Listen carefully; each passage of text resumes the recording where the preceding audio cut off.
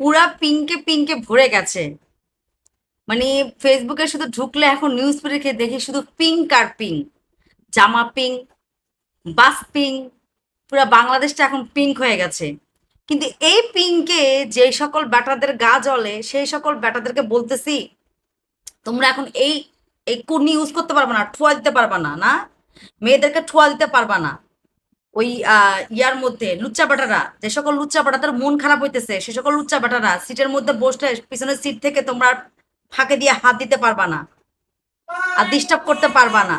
আর যেই সকল কি বলে মানব দরদি, মানব দরদি মানে কি বলবো, এটা কি বলে যে দরদি কিছু লোক আছে না, যে মেয়েদেরকে নিজের সিট ছেড়ে দিয়ে মানে সিটে বসিয়ে কেয়ারিং, মানে পুরুষ মানুষ সারার জন্য তাকিয়ে থাকতো, সেই কাজটা করতে পারবা না।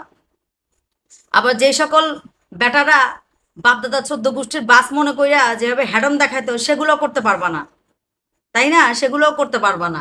তারপর আরো আছে আবার যে সকল ওই কি বলে পকেট মারেরা আসো, পকেট মারতে পকেট মারতে পারবাই জোর করে যদি নারীর বাসে ঢুকো ইয়া কইরা, ঠিক আছে। কিন্তু আমি লুচ্চা বেটাদের কথা বলতেছি, যে সকল লুচ্চা বেটারা লুচ্চামি করতো বাসের মধ্যে, তারপর ওই যে মেয়েদিকে তাকায় একটু মজা নিবা যারা, তারাও পারবে না। তারাই এখন মানে পিঙ্ক বাস কেন ছাড়ছে, নারীরা কেন এখন ড্রাইভার, নারীরা কেন এখন হেল্পার, এই সকল এখন ওদের ঝামেলা হইতাছে। ওরা এখন দেখি বিভিন্ন পোস্টে পোস্টে গিয়ে আজে বাজে কথা লিখতেছে যে মেয়েদেরকে এত অধিকার দেওয়া ঠিক না, এত কিছু করা ঠিক না। হ্যাঁ, এটা আমি বলবো যে অনেক মেয়েরা আছে যে তারা সংসার সামলিয়ে এখন হয়তো বা দেখা যায় এই দায়িত্ব নিয়েছে। ওই অনেকে বলছে না যে প্লেন চালা, মানে মেয়েরা যদি প্লেন চালায় তাহলে বাস চালাতে পারবে না কেন? প্লেনের একটা রুট আছে, রাস্তা আছে, প্লেনে এখন ট্রাফিক জ্যাম নাই, ওটা আলাদা কথা। কিন্তু আর রাস্তা, মানে ঢাকা শহর, তাও আবার বাংলাদেশের ঢাকা শহর বা বাংলাদেশের রাস্তা, সেটা আলাদা কথা। তারপরও অ্যাপ্রিসিয়েট করি আপুরা যেন কাজ করে, ভালো মতো কাজ করে এগিয়ে যায়, নারীরা আরো অনেক দূর এগিয়ে যায়, আপনারা সবাই অ্যাপ্রিসিয়েট করেন।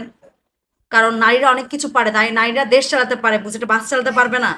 অবশ্যই পারবে। কিন্তু আপনারা যারা আছেন, এখন কারেন্ট চলে গেছে, এই যে কারেন্ট চলে গেছে।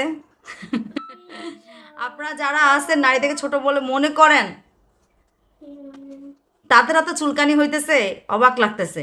ভাই চুলকানি বন্ধ কইরা একটু অ্যাপ্রিসিয়েট করেন নারীদেরকে, অ্যাপ্রিসিয়েট করেন।